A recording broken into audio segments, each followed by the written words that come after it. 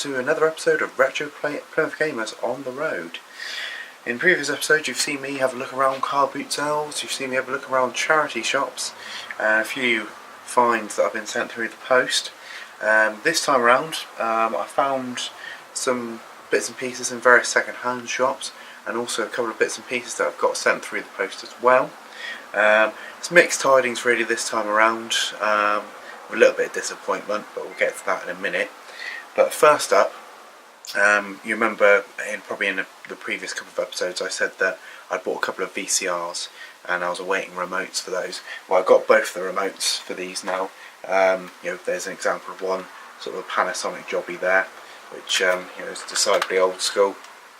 I've got a little screen on there. I managed to get that relatively cheap because it doesn't have battery back on it. So that VCR is now complete, so I can properly test it and find out whether it works properly. I have a feeling it probably will, because they don't really go wrong once the cassette side of things are working, so that's good. I got a few PS2 games in my travels, which I shall go through. Actually no, I'll go through this one because this one's actually quite dull. I've got a Wii Fit board. Got it for the price of nothing, because it was being chucked out. It doesn't have the game with it, so at this moment in time it's pretty useless, but I think I do have the Wii U game kicking around, so it's of use to me anyway. So plus I can work off a few of the birthday pounds that I put on. PS2 wise, I've got a copy of Trivial Pursuit. It's quite a late release on the PS2. It's in one of the later style cheapy boxes, and how flexible that is, like recycled plastic. It's got the booklet in there with the disc, and that was £1, so it wasn't exactly breaking the bank. I got Dog's Life. I don't see this game come up very often anymore. I seem to remember when it was first new, I had loads of stickers with it, various dog poos and stuff like that. This one's just got the booklet and I think a little advert page with your disc in there. Again, that was £1, so nice to add that to the collection. I got a copy of Brave: The Search for the Spirit Dancer. This was published by Sony and made by This, who made State of Emergency originally, so a bit of a departure from what they were previously associated with. It's got the booklet in there, it's got the disc, it's in pretty good condition. Again, one golden nugget for that. A slightly more well-known title that I got, and that is Ratchet and Clank Locked and Loaded. And this one here isn't in too great condition. The disc a little bit scratched off, something owned by a kid at some point, but it's got the booklet in there. Got a horrible pre-owned game label on it. I hate those because they're such a nightmare to try and get off. The ones on the back of the boxes are pretty easy to get off, but on the manuals, come on, for God's sake, don't put them on the bloody booklets. Especially when they dry out as well. They are absolutely awful to try and get off. That was £1, so worth a chance on that. It may or may not work, who knows.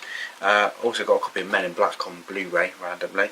That cost £1. I really like that film. I remember it growing up. I think I was about 10 years old when that film came out originally. A little more retro, I got Die Hard Trilogy for the Sega Saturn, and this is actually in quite good condition. It's got no bit rot on it at all. It's been quite well looked after as well. The booklet's in nice condition, the disc is pretty good as well. That was £8.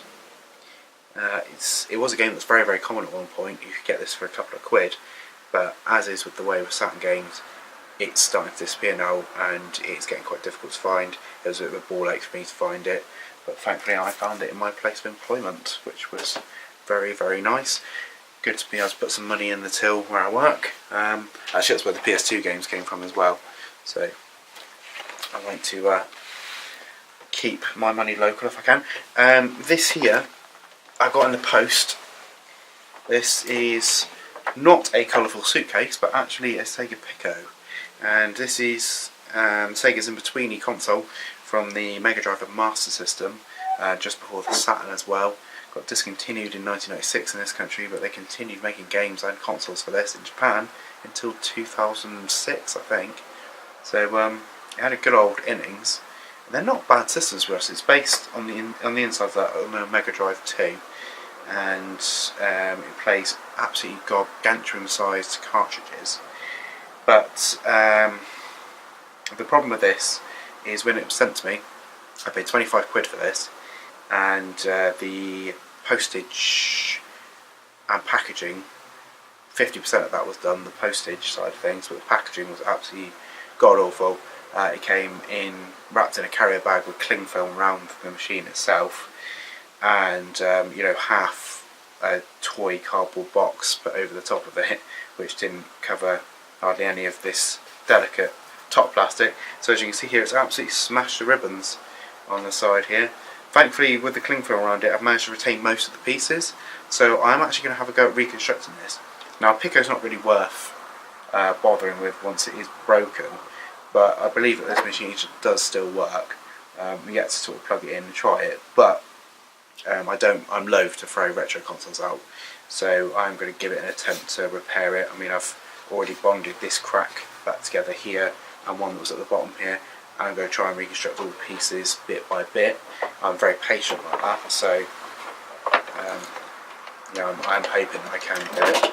On the inside here you've got your pen, your Pico pen, a little Sega logo on it. It's got a copy inside of Winnie the Pooh. Don't really know how these cartridges eject from here. Let's find out, shall we?